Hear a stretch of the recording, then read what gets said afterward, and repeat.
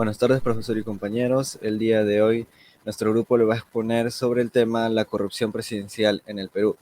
Nuestro grupo está conformado por Baldosa Yair, Domínguez Carolina, García Eddy, Ramírez Josué, Vera Nicole y mi persona, Escusa Fabián. Y nuestro docente es el profesor Velarde Henry. Siguiente, por favor. Vamos a presentar el índice de esta exposición. En primer lugar, tendremos una introducción y luego vamos a presentar los gobiernos de los últimos 10 años en el Perú, tanto como Alberto Fujimori, Alan García, Alejandro Toledo, Ollantumala, PPK, hasta el gobierno de Martín Vizcarra. Y para concluir, vamos a presentar nuestras reflexiones y conclusiones finales. Siguiente, por favor. Bien. Para introducirnos al tema, en 2022, la revista BBC News presentó el reporte que hizo la Fiscalía General acusando y denunciando por caso de corrupción al presidente Pedro Castillo, donde se decía que había hecho un manejo de fondos que iban destinados a una construcción de carreteras y que estos se repartieron entre los allegados al presidente.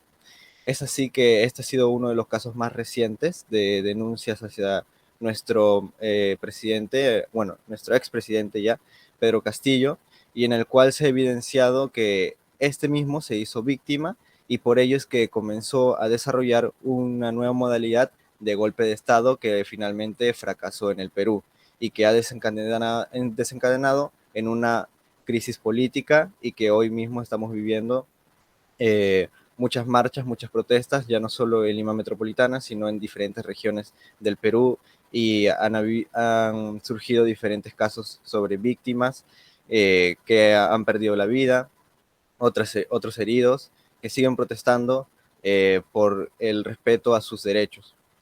La corrupción en la política peruana es una realidad que ha acompañado a nuestra nación durante mucho, mucho tiempo y que ha sido por varias décadas a pesar de los esfuerzos de la sociedad por erradicar y por luchar contra esta corrupción y por la comunidad internacional también, la corrupción sigue siendo un problema que persiste en el país y que no ha tenido un paro y no está ni siquiera haciendo, no se está logrando esto que queremos de detenerlo, sino que en la última década el Perú ha aumentado en los casos de corrupción con la gran cantidad de presidentes que han pasado por el mando y que ha experimentado diversos episodios donde se ha visto afectado por por este uso indebido de fondos públicos de los presidentes. Estas acciones han tenido un profundo efecto en la vida de los peruanos y que los recursos que se destinaban para ellos en verdad han sido destinados para otros usos y más que todo personales de los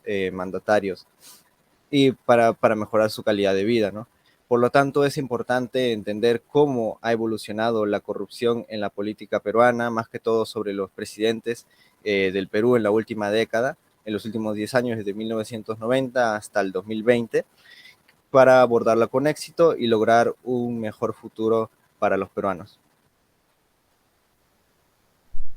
Buenas tardes. Hablaré sobre el gobierno de Alberto Fujimori. Bueno, para tomarlo en contexto, Alberto Fujimori gobernó el Perú alrededor de 10 años, desde 1990 hasta el 2000, en los cuales fundió dos gobiernos como presidente y 8 como dictador. En el 1992, mediante un golpe de Estado, realizó la transición a la dictadura. Estos hechos, siguiente por favor, durante su régimen adjudicó 28 contratos con respecto a Odebrecht, empresa que ha sido vinculada muchísimas veces a actos de corrupción en distintos países de Latinoamérica, principalmente para que la construcción de carreteras y proyectos de agricultura e irrigación. Dichos contratos presentaron sobrecostos de más de 500 millones de soles, moneda peruana. Esto se traduce en sobrecosto total de un 38% de proyectos que realizó dicha empresa.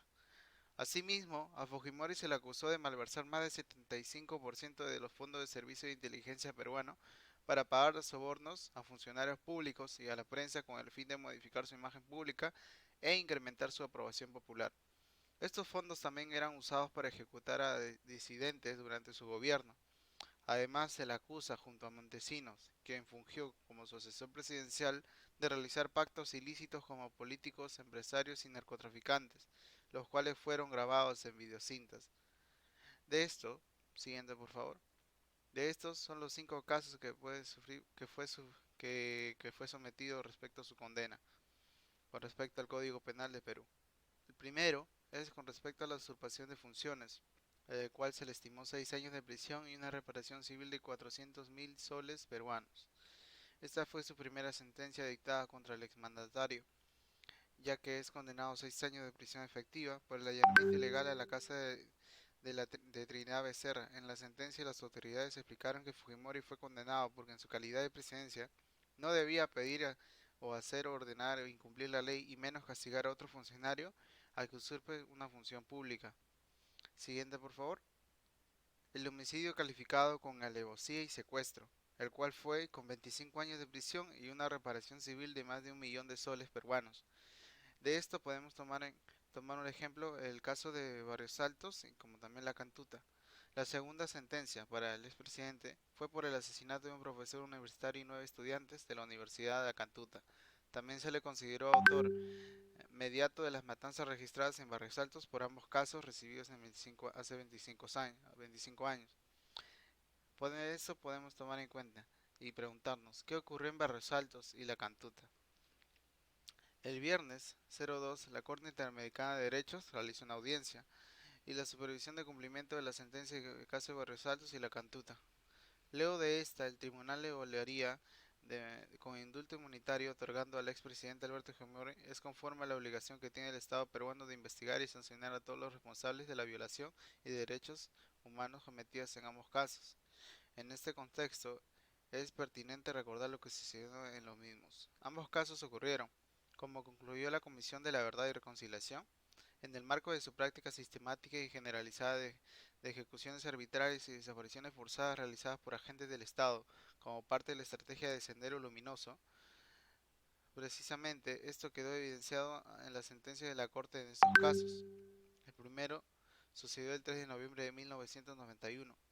6 individuos encapuchados y armados del grupo Colina interrumpieron una vivienda en Barrios Altos donde se realizaba una pollada, debido a su presunta vinculación con actividades terroristas.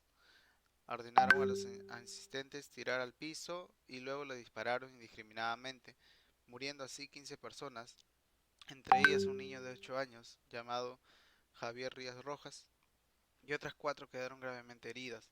El segundo caso ocurrió algunos meses después, el 18 de julio de 1992, en la Universidad de la Cantuta, también más conocida, uh, Universidad Nacional de Educación Enrique Guzmán del Valle, más conocida como la Cantuta.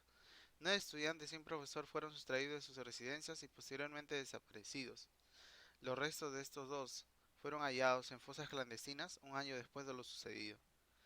Como, tercer, tercera sentencia tenemos el peculado y falsedad de ideología, el cual fue por 7 años y 6 meses de cárcel con 3 millones de soles peruanos.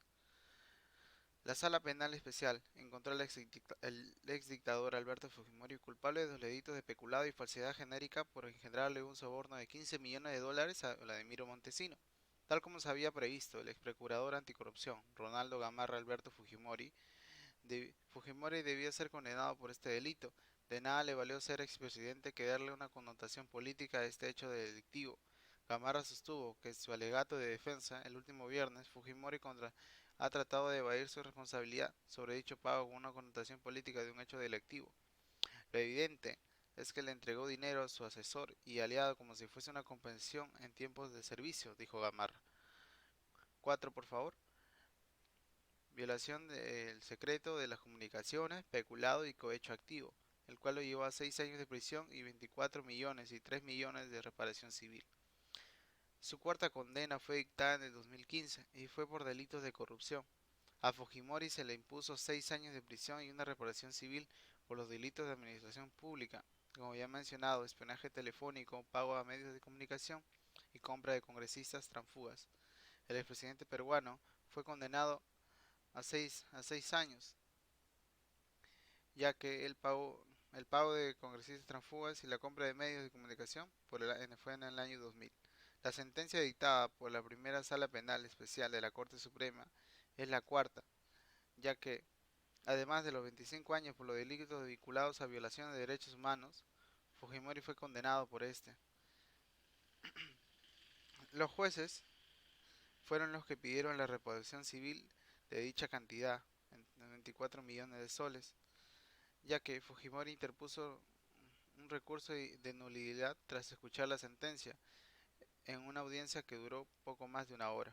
La sala declaró luego, el lunes de la semana, concluyó con una un anticipado debate tras la aceptación de Fujimori los cargos por el delito contra la administración pública, cohecho activo y contra la libertad del secreto de comunicaciones. Quinto, serían los diarios chichas, ya que la cuarta sala penal liquidadora condenó a Fujimori a 8 años de prisión por haber usado fondos de Fuerzas Armadas y el CIN para financiar y crear los diarios chichas, los cuales eran promocionados para poder hacer como funcionar como cortinas de humo para que la ciudadanía y el pueblo no se diera cuenta de lo que realmente estaba pasando. Una opinión crítica que podemos tener es que podemos observar que a lo largo de esta presidencia que llegó a su nivel de dictadura, el cual llegó a vulnerar los derechos humanos, siendo condenado a crímenes contra la humanidad por el gran abuso con el que consistió su gobierno, por los diferentes asesinatos a inocentes, grandes casos de corrupción y espionaje a muchos funcionarios. Esto solo nos demuestra cómo el poder de la presidencia puede ser utilizado para atrocidades.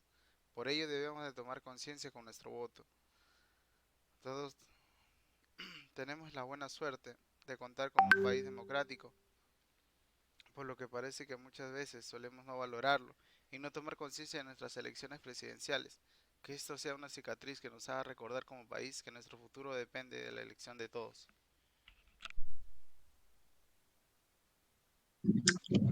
Ahora voy a hablar sobre el gobierno de Alejandro Toledo. Alejandro Celestino Toledo Manrique nace el 28 de marzo de 1946. Lo más característico en su biografía es lo que él trabajó de limpiabotas y vendedor de ambulante de lotería. Estudió economía en la Universidad de San Francisco y posteriormente hizo su licenciado y doctorado en la Universidad de Stanford, conociendo ahí a Ellen Carr, quien se convertiría en su esposa años después. Siguiente. El nacimiento del Perú posible. En diciembre de 1994, Alejandro Toledo anunció la creación de un nuevo partido político, que es Perú Posible. Este partido no se adhiere ni un dogma de fe, ni un dogma ideológico, político, económico, y cualquiera que sea su signo o mensaje. También nace a partir de la inestabilidad del Estado peruano, buscando así la estabilidad económica, social, política y jurídica que conduzca a un desarrollo más equitativo y sostenible para todos, teniendo una firme convicción que el Perú podía ser un país viable y prometedor. Y entonces Perú Posible propone al país dar el salto de la estabilidad política, económica, social y jurídica. Con esto, el camino hacia la presidencia de Toledo. En 1995, Toledo se lanza hacia las elecciones, perdiendo contra Alberto Fujimori en ese año. Eh, Entre esos tiempos, a Toledo se lo comienza a llamar el Cholo y empezó a encarnar la resistencia democrática frente a un sistema autoritario y corrupto. A principios del 2000 se convirtió en el líder de la coalición antifujimorista, convocando en la Marcha de los Cuatro Suyos a las personas que se unan en contra de Fujimori. En ese año salen los Vladivideos y ahí es donde Fujimori sale del poder. Siendo en 2001 vuelta de elecciones y Toledo, como al ser el favorito, gana esas elecciones ante Alan García. Y aunque su discurso fue populista, se presentó como el candidato de los indios y los pobres. De esta manera llega al gobierno eh, y era la cara de oposición contra Fujimori. Era el hombre que haría la transición hacia la democracia, hacia el fortalecimiento del Estado. Sin embargo, su popularidad fue decayendo muy rápidamente antes de llegar al primer año de su gobierno. Comenzó con el arequipazo. Esta consiste en que Toledo, cuando estaba en sus campañas, había dicho que no iba a privatizar ni EGASA ni EGASUR. Y una vez llegó al poder, hizo esto y entonces la comunidad de Arequipa se levantó ante esto. Y para frenar la revuelta social, Toledo firmó un acuerdo para suspender las privatizaciones hasta que se resuelvan los recursos interpuestos. En 2003, el presidente peruano se enfrentó a una huelga indefinida por parte de gremios de maestros, agricultores, empleados de sanidad pública y del Poder Judicial, y reclamaban que se haga mejoras en los salarios y de esta forma, con esta huelga, estaban paralizando la actividad del país durante semanas. El 16 de agosto de 2005, Toledo puso fin a esa enésima crisis con la designación del titular de Economía, Pedro Pablo Kuczynski, como nuevo jefe del gabinete. Y hacia finales de su gobierno, en 2005, una comisión de investigación del Congreso lo halló culpable de fraude electoral por la falsificación de más del 80% de firmas utilizadas para inscribirse en 1997 a su grupo político. Es así que, tras años de su gobierno, eh, Alejandro Toledo se le vio envuelto en casos de corrupción que lo apuntaban directamente. En esto va el caso de Coteva y el caso de Odebrecht.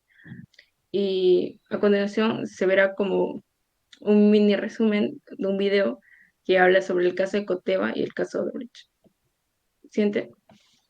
El exmandatario Alejandro Toledo está siendo investigado por dos casos, uno relacionado a la empresa Ecoteva, siendo acusado como el presunto autor del delito de lavado de activos a raíz de las compras inmobiliarias que hizo su suegra, la ciudadana belga Eva Fernenbuch, y la investigación de la empresa Odebrecht, por la que habría recibido un soborno de 20 millones de dólares para asegurar la construcción del tramo 2 y 3 de la carretera interoceánica. Cabe resaltar que en ambos casos hay 2 órdenes de prisión preventiva en su contra, y desde febrero de 2017 el expresidente se encuentra prófugo en Estados Unidos. Respecto al caso Odebrecht, la pieza clave para llegar al meollo de la investigación es la colaboración del empresario peruano-israelí Joseph Maiman, amigo del expresidente, debido a que la constructora brasileña hizo depósitos en cuentas offshore manejadas por Maiman.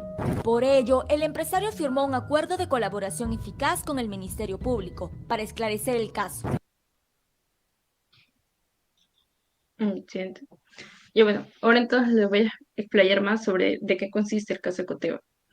Primero, para comenzar, Coteva es una empresa que se fundó en Costa Rica por parte de la suegra de Toledo, Eva Fernenbuch.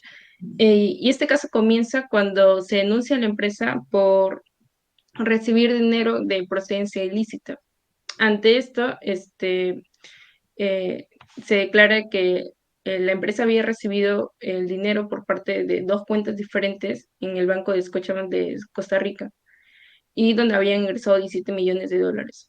Toledo ante esto se declaró de que este dinero había sido por parte de su suegra, quien estaba recibiendo dinero por parte del gobierno de Alemania, ya que por indemnización, ya que había pertenecido y había sido sobreviviente del holocausto. Y este dinero fue invertido en la adquisición de inmuebles en las gasolinas y oficinas en Surco, así como también se había utilizado para pagar hipotecas que eran de Toledo. Eh, para esto, Toledo había ensayado una respuesta rápida, afirmando que el dinero provenía de un préstamo de más de medio millón de soles que le había prestado su amigo Joseph Maiman, que es un empresario. Aunque sin embargo, meses después se supo que este dinero en realidad fue un préstamo por parte de Scotiabank y que había sido pagado en un aproximado de 89 días. Entonces, la Unidad de Inteligencia Financiera de Perú afirma que este acto eh, es una modalidad para blanquear el dinero en los paraísos fiscales y que en realidad ese préstamo no se necesitaba. Es así que el exmandatario Toledo Manrique cumple un arresto domiciliario desde marzo de 2020, a pesar que la Fiscalía pidió por segunda vez la extradición, ya que está arrestado allá en Estados Unidos. Siguiente. Y con respecto al caso Odebrecht, bueno, primero para comenzar, Odebrecht es una empresa constructora brasileña que tenía también como localidad acá también en Perú, y esta empresa se convirtió en el caso más grande de corrupción del país al verse involucrado 4 presidentes Alejandro Toledo, Alan García, quien se suicidó antes de ser detenido por la Fiscalía, Ollanta Humala y Pedro Pablo Kuczynski. En este caso estuvo a cargo el equipo especial del Lavallato, encabezado por el fiscal Rafael Vela. Toledo Manrique se vio involucrado a recibir dinero, 35 millones de dólares por parte de la empresa brasileña, y así brindando a los tramos Unidos y a Camargo Correa, tramos 4 de la carretera Interoceánica Sur. La información que se recaudó por parte del equipo especial de Lavallato fue gracias a que el empresario peruano-israelí Joseph Maiman se convirtió en colaborador de la fiscalía al firmar un contrato para aliarse así, y reducir su condena. Y al admitir que prestó sus cuentas de empresas para recibir el soborno de 35 millones de dólares que Odebrecht le estaría entregando a Toledo, y para que pueda beneficiarse de la carretera interoceánica durante su mandato.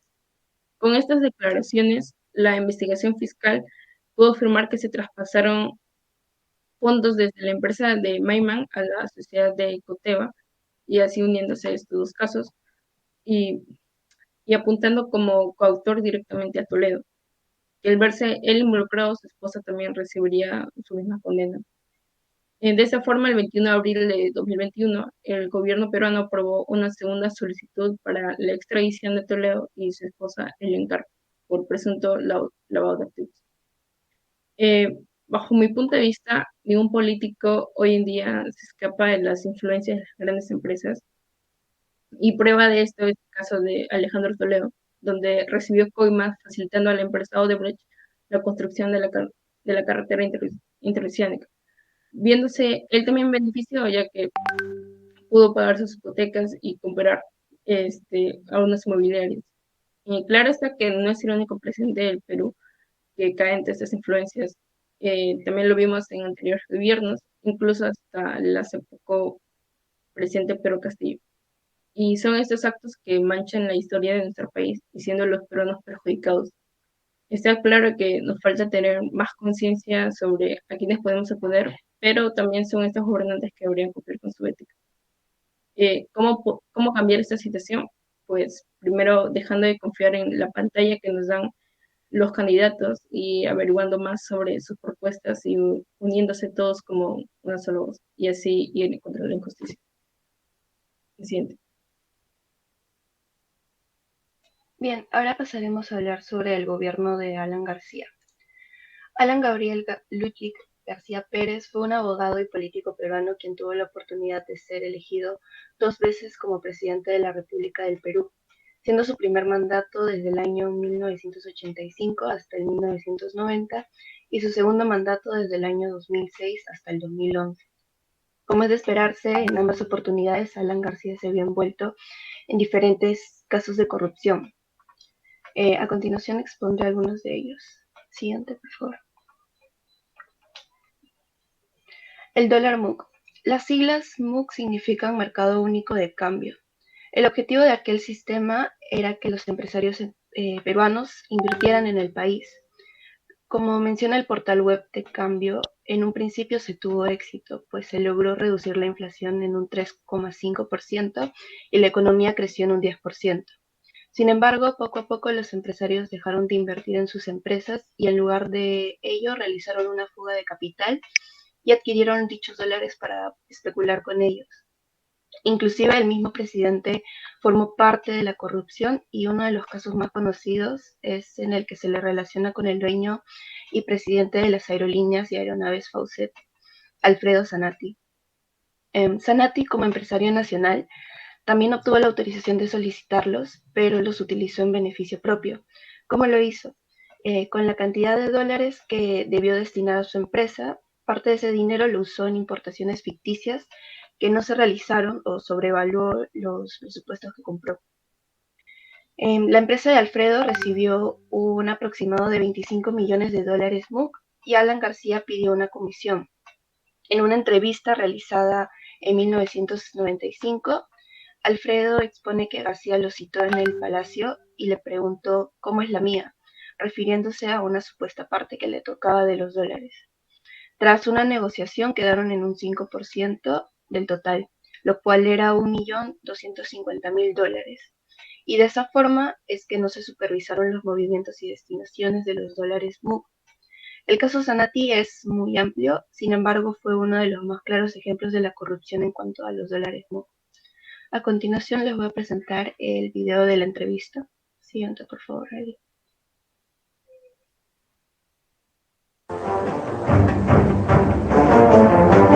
Para obtener los 25 millones de dólares MUC, al tipo de cambio MUC, usted tuvo que pagarle una comisión a Alan García. ¿Esto es verdad? Bueno, eso sí es cierto. Llamo por teléfono y le pido una cita. Entonces, mire, bueno, ahorita a las 6 de la tarde. Y él ese día me recibe. En Palacio de Gobierno. En Palacio de Gobierno me recibe. El mismo, Alan García. El mismo, Alan García me recibe. Y me dice, sin importancia, me dice, bueno, ¿y cómo es la mía? ¿Cómo es la mía? Sí, así es, me dijo. ¿Cómo es la mía? Entonces, digo, no, yo creo que acá me corresponde un 10%, cual es que no puedo, es imposible porque si el dólar MUC me va a costar aproximadamente el 50%, el 10% es un 60% y más los gastos que uno tiene por 5 o 6 días de tener el dinero paralizado, porque en esos instantes el interés era del 1,5% diario, 2% diario, ¿no? Entonces se quedó en un 5% del total de la cantidad de dólares MUC. Es decir, 1.250.000. Del total. Si hubiera sacado 20 millones, yo tenía que entregarle $1.000.000. Se sacó aproximadamente 25 millones, tenía que entregarle 1.250.000. De ese 1.250.000. Siguiente, por favor, Eli. Y en el siguiente caso de corrupción es Alan García de la red Odebrecht. Como ya sabemos, diversas autoridades nacionales se han relacionado con esta empresa, pero quien decidió no enfrentar a la justicia suicidándose de un disparo en la cabeza fue el expresidente Alan García. Esto ocurrió durante una diligencia fiscal a su vivienda que incluía su detención preliminar la mañana del 17 de abril del 2019. Su situación legal ya era complicada debido a que se veía irregularidades en su conducta. Además que el fin de semana anterior, su exsecretario general de la presidencia, Luis Nava Gilbert, y su hijo admitieron recibir coimas por el monto de $4.5 millones de parte de la empresa Odebrecht durante su segundo gobierno. Esto a cambio de conseguir la licitación para la construcción de la línea 1 del metro de Lima. Pero todo esto tuvo raíz en la megacomisión del Congreso de la República en el año 2013, en el que se le investigaba los presuntos casos de corrupción en su segundo gobierno. Fue en la investigación de enriquecimiento ilícito y desbalance patrimonial de los altos funcionarios apristas donde se encontró la punta de la madeja de la corrupción gubernamental, donde en un inicio García solo era un testigo. Ya con el avance de las investigaciones, los acusados lo iban involucrando más, como el expresidente de la constructora Marcelo Odebrecht, a quien le encontraron en su agenda las siglas AG y que aseguró que pertenecían a Alan García. La Fiscalía venía investigando una cuenta de Odebrecht llamada la Caja 2, creada para el pago de sobornos y financiamiento de partidos políticos en los países donde la empresa tenía operaciones. El dinero de dicha caja provenía de algunos ilícitos como lo son los sobrecostos que la empresa le cobraba a las instituciones o naciones. La Fiscalía peruana detectó el pago de $100.000 a Alan García por una conferencia que dictó en Sao Paulo, motivo por el cual el cerco sobre el expresidente se hizo más estrecho. Alan habría dado un total de 18 conferencias por las que habría recibido $830.000, siendo la conferencia de Brasil la mejor pagada. Dicha conferencia fue contratada por el estudio de abogados Espinola Consultoría Jurídica, donde José Américo Espinola, codinome Joe, era la cabeza. En el tiempo en el que Alan dio la conferencia en Sao Paulo, el jefe de esa área en Odebrecht era Marcos Grillo, codinome Visamark, y así entonces se gestionó el pago de los $100.000 de Alan, que claramente fueron clandestinos. Para el momento del suicidio de García, las conversaciones en la fiscalía con Jorge Barata, quien era el ex superintendente de la empresa Odebrecht en el Perú, se encontraban más cercanas. Y como ya había manifestado Marcelo Odebrecht, era Jorge Barata quien podría decir con certeza cómo se dio, de qué forma. En el caso García era Barata quien podía ser más preciso. Además, era sabido que Barata se reunió más de 20 veces con García e incluso viajaron juntos reiteradamente en el avión presidencial. Hoy, a más de 2 años de su muerte, se siguen encontrando indicios de corrupción a nivel internacional. Por último, hablar de los narcoindultos. Este acto de corrupción se dio también en su segundo gobierno y, como su nombre lo dice, se trató de una serie de indultos dados a reos penitenciarios, en su mayoría narcotraficantes. Hablando de cifras, según el portal web Otra Mirada, durante el periodo de gobierno de Alan se dieron 5.478 gracias presidenciales, de las cuales 5.246 fueron conmutaciones de pena, es decir, la reducción de ellas. Lo que más llama la atención es que 3.207 de los beneficiados estaban en la cárcel por tráfico ilícito de drogas y 886 habían cometido el delito de narcotráfico agravado. De igual forma, los indultos otorgados fueron 232 y de estos 72 casos fueron por tráfico de drogas. Por último, se sabe que al menos 100 de ellos volvieron a cometer delitos y fueron reingresados. Pero, ¿cuál fue el argumento que utilizó Alan García? Pues él menciona que esas gracias presidenciales fueron por una política de gobierno para solucionar la sobrepoblación dentro de los penales. Sin embargo, 371 personas a las que se les fue otorgada la reducción de penas contaban con una semilibertad, por lo que no respaldaría tal argumento de Alan. Bien, para concluir, mencionaré mi juicio crítico. El expresidente Alan García es uno más de los que pasa a formar parte de la larga lista de presidentes corruptos que han tenido pasos por el mandato de nuestro país. Inclusive al intentar ayudar y mejorar el país y la economía, como se pudo observar con la implementación de los dólares MUC, no tuvo reparo en jugar sucio y ser parte del mal funcionamiento de aquel sistema, que trajo crisis a toda la población y resultado de ello, y muchos factores más, fue tener uno de los gobiernos más desastrosos de la historia peruana. Ser uno más de los tantos presidentes y autoridades nacionales relacionadas con la empresa brasilera Odebrecht, ¿cómo nos deja que todos ellos siempre estén involucrados? ¿Cómo podemos confiar en un presidente que otorga indultos a cabecillas de grupos narcotraficantes? Alan García solo fue una muestra más de que no vale de nada tener altos estudios, ser un gran orador y tener experiencia política si no cuentas con más de la ética necesaria para asumir tales cargos.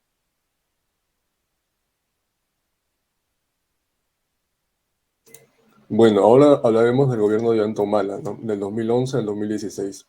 Este presidente tuvo uno de los gobiernos más recientes, resaltando por sus programas sociales y creación de nuevos ministerios, pero también es recordado por todas las polémicas y actos de corrupción ocurridos dentro de su gobierno. En esta etapa de la política peruana hubo muchos actos que denotaron vacíos argumentales, dinero de dudosa procedencia, mentiras a la población, etc. Los casos más resaltantes son los siguientes: el proyecto Conga y las agendas de Nadine. ¿Siguiente? Bueno, la mina Conga. Este fue un proyecto en el departamento de Cajamarca, donde se planeaba abrir una mina llamada Conga. Este proyecto tuvo mucha polémica en su momento, debido a que el presidente de ese entonces, Ollanta Humala, dijo en su etapa de candidatura que ese proyecto no iría, debido a que era una contaminación segura e irreparable a dicha zona por el simple hecho de que estaba llena de minerales, especialmente el oro. Una vez el presidente ganó las elecciones, luego en el 2012, se procedió con el proyecto, y esto a su vez trajo un descontento social de todos aquellos pobladores de la zona de Selendín. El proyecto consistía en que se tendrían que secar 4 lagunas para comenzar con la extracción de los minerales, cosa que era inadmisible para los residentes de la zona.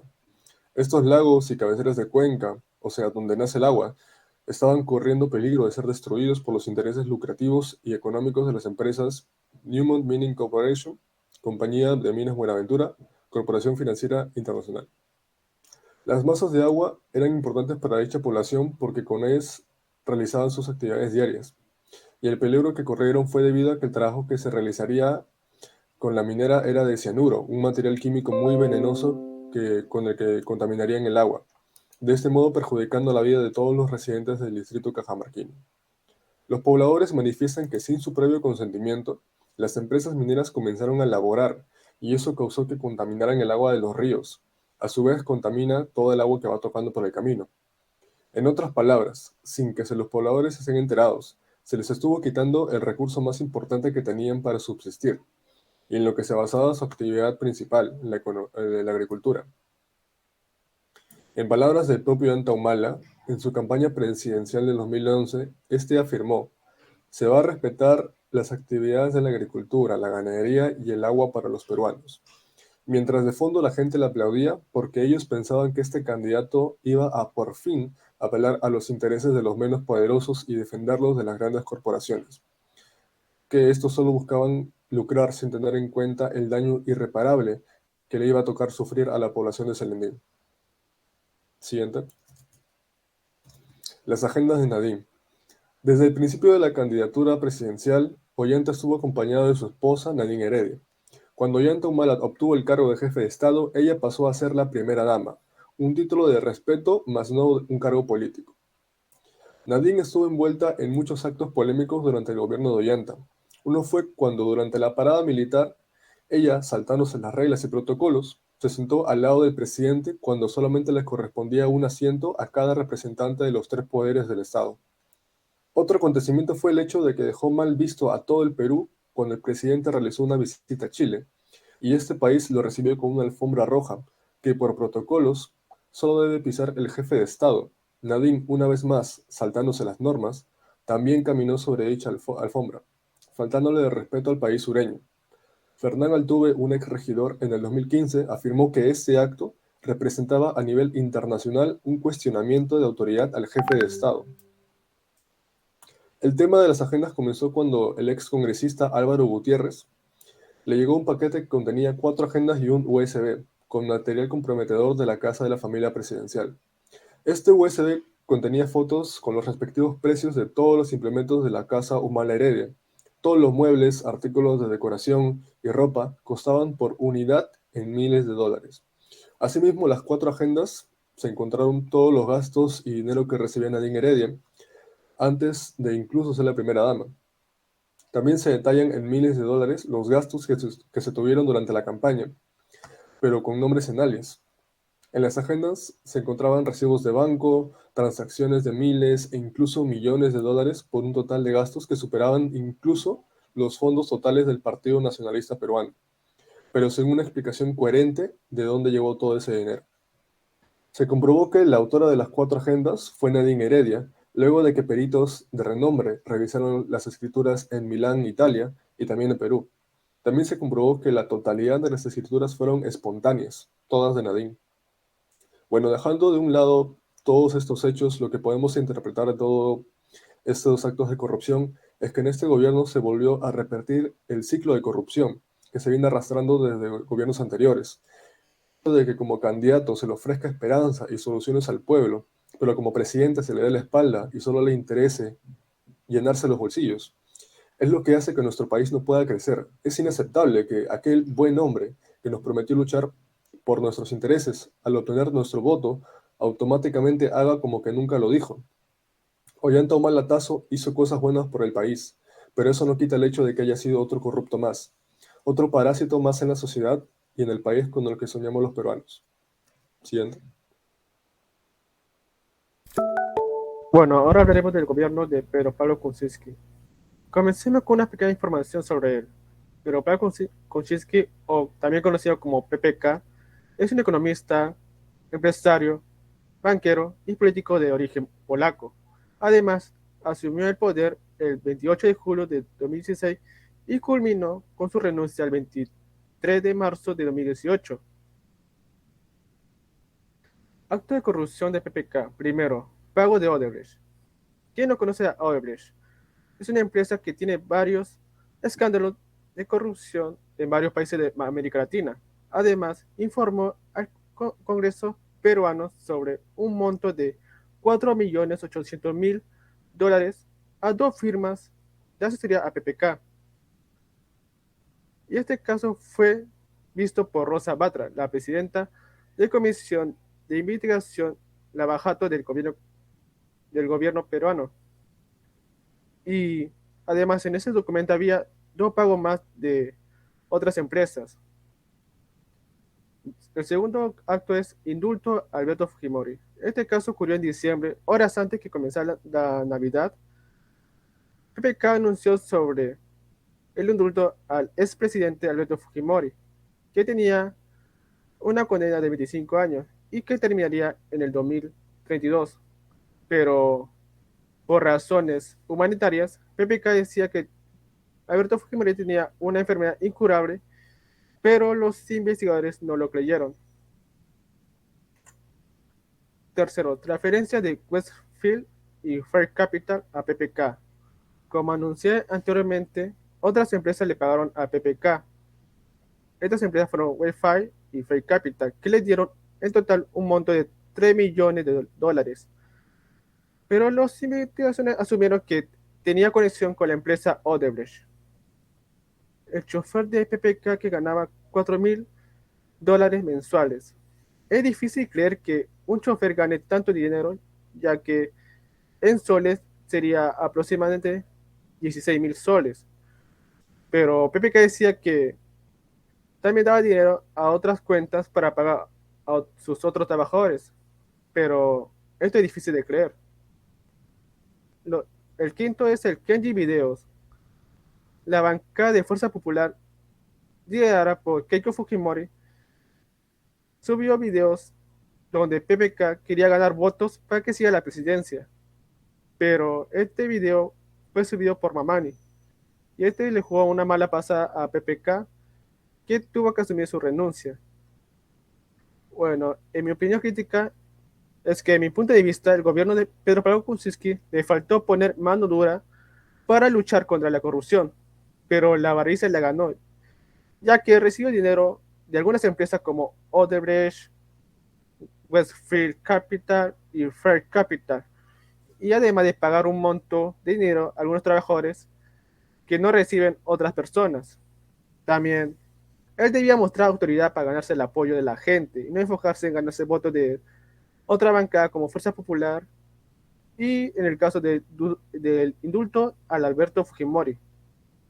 Esto quiere decir que en vez de mejorar a los ciudadanos peruanos, él se enfocaba en beneficiarse económicamente. Bueno, un pequeño video de acusaciones de corrupción contra Pedro Pablo Kuczynski. Pero repasemos en este momento cuáles son las acusaciones de corrupción contra Pedro Pablo Kuczynski. El expresidente peruano Pedro Pablo Kuczynski es acusado de recibir pagos de la empresa brasileña Odebrecht cuando era funcionario del gobierno de Alejandro Toledo entre el año 2004 y 2007. En diciembre del año 2017, la presidenta de la Comisión Lavallato en Perú, Rosa Bartra, publicó un documento en el que señalan que pagaron $782.207 a la firma Westfield Capital, empresa de asesoría de banca de inversión vinculada a Kuczynski. Bartra señaló que Westfield Capital es propiedad del exmandatario y que brindó en total 7 consultorías, 2 de ellas relacionadas con la carretera interoceánica, en cuya concesión Odebrecht admite que sobornó con $20 millones al entonces presidente Alejandro Toledo, sobre quien pesa una orden de extradición desde Estados Unidos. Bartra también señaló que el pago a Westfield Capital se sumaban a los $4.043.000 cancelados por Odebrecht a la empresa First Capital, también vinculada a Pedro Pablo Kuczynski. Bueno, ahora el gobierno de Martín Vizcarra. Comencemos con una pequeña información sobre él. Martín Vizcarra es un ingeniero civil y político peruano. Asumió el poder cuando renunció Pedro Pablo Kuczynski y su gobierno comenzó desde el 23 de marzo de 2016 y culminó hasta el 9 de noviembre de 2020. Acto de corrupción. Primero, caso Chinchero. En el año 2014, el expresidente Ollanta Humala concedió al consorcio Turquazar para la construcción del aeropuerto internacional Chinchero, donde la oferta era de $274.700.000.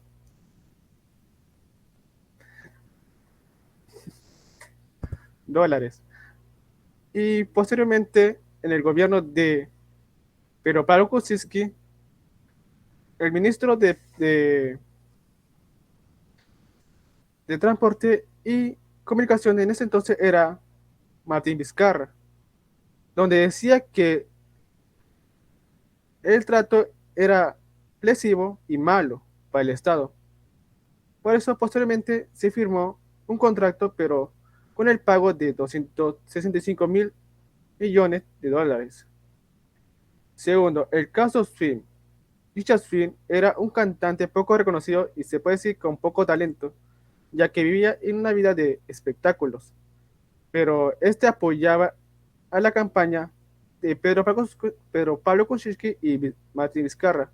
Por esa razón le dio un trabajo en el Ministerio de Cultura para que pueda dar charlas motivacionales, pero le pagaba con un monto de 50.000 dólares. Tercero, Obrainsa. El caso más contundente y serio contra el presidente fue revelado por el diario El Comercio, ya que esta empresa le dio un soborno de 1 millón de soles en el año 2013, cuando Martín Vizcarra era gobernador de la región Moquegua. Y esto era para la construcción de una proyecto de irrigación de esa región. Cuarto, ICCGSA. Otro caso similar, esta vez de la empresa de ingenieros civiles y contratistas generales. Esto ocurrió en el año 2014, cuando le sobornaron también con un monto de 1.300.000 soles para la construcción de un hospital en Moquegua.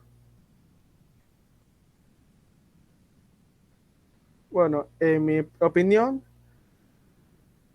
el gobierno de Martín Vizcarra se concentraba en buscar ganancias en las obras de otras empresas y otras personas, como en el caso de Richard Swing, que para dar una charla motivacional decía una gran cantidad de dinero para realizarlo.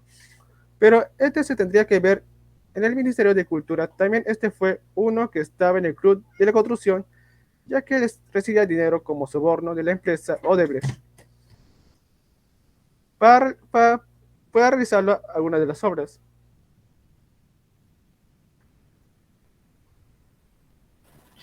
Bien, ya para poder cerrar la exposición, tenemos nuestras conclusiones generales con respecto a todos los casos de los presidentes que hemos visto en esta última década en el Perú. Después de una década de gobiernos presidenciales, se ha visto un aumento significativo de los casos de corrupción, con diversos presidentes que han sido acusados y posteriormente investigados por malversaciones de fondos públicos, fraudes, sobornos, que servían para beneficiarse a sí mismos y al grupo que los rodeaba, a sus socios. Y esto tenía un gran impacto en lo que es la política y en la sociedad peruana, debilitando la economía, afectando negativamente la calidad de vida de muchas personas en el Perú, y que nosotros consideramos que para mejorar el panorama es imperativo que los líderes de la sociedad tomen medidas urgentes para erradicar la corrupción y garantizar que se respeten los derechos humanos. Hemos visto como el caso de Alberto Fujimori, que llegó a ser una dictadura, fue uno de los casos más graves en cuanto a corrupción, violación de derechos humanos. También hemos visto el caso de Alan García, el caso de PPK, Ollantumala, que se vieron todos envueltos en el caso de Odebrecht y Lavallato, ¿no? Con el lavado de activos y los cuales fueron investigados posteriormente. Vemos cómo se han dejado influenciar en muchas ocasiones los presidentes por el dinero, más que todo por los beneficios propios, y dejaron de lado esa visión que en un principio prometieron a todos los peruanos de evolucionar juntos y de que el beneficio no era para ellos, sino para la sociedad en sí. Y por último, se considera de suma importancia que la población peruana reflexione sobre esta década de gobiernos que hemos tenido en el Perú, y que al momento de que realicen su próximo voto puedan reflexionar, puedan pensar, puedan analizar la situación, y no solo hay que quedarse con un plan de gobierno que se nos presente el candidato, sino que también debemos de investigar al candidato como tal, cuál ha sido su pasado, cuáles han sido los cargos que ha tomado, sus estudios, los antecedentes que ha tenido y los atributos que tiene para poder llegar a este puesto, que es uno de los más importantes hablando de la política peruana. Es así que podemos culminar con la exposición del día de hoy. Muchas gracias, profesor. Muchas gracias, compañeros.